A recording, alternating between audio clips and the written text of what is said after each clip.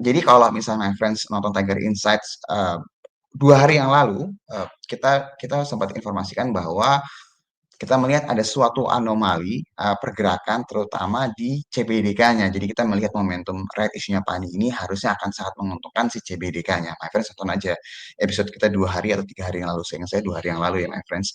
Di situ kita bilang bahwa tanggal yang memang lagi ada belum ada kepastian pada saat itu mundur ya mundur. Bukan berarti nggak jadi waktu itu kita bilang mundur seharusnya ini bisa menjadi momentum buat si CBDK-nya karena ketika nanti tanggal pastinya itu rilis itu harusnya memberikan sentimen positif karena kita tahu bahwa right issue ini besar dananya itu akan digunakan untuk membeli kepemilikan pemegang saham yang lain yang berada di CBDK. Berarti logikanya adalah kalau sampai mau dibeli dalam skala besar ada sesuatu hal yang akan sangat positif sekali di CBDK-nya. Jadi sesimpel itu logikanya my friends.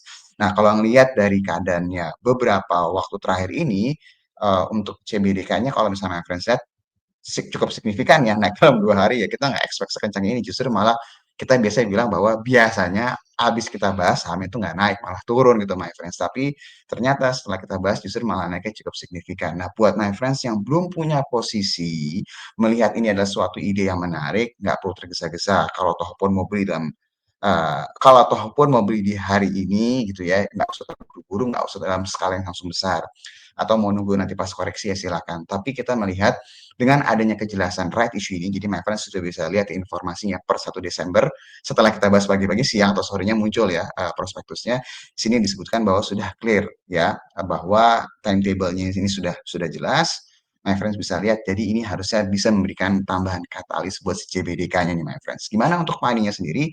Untuk money-nya sendiri seharusnya untuk jangka yang lebih panjang akan menarik juga nih my friends. Tapi kalau kita lihat momentumnya saat ini secara short term ini terlihat anomali pergerakannya ada di CBDK dan harusnya momentum positifnya setelah ini semua clear, CBDK-nya masih punya potensi melanjutkan momentum positif ke depannya. Jadi kalau toh pun nanti terjadi koreksi, bukan suatu hal yang harus dikhawatirkan.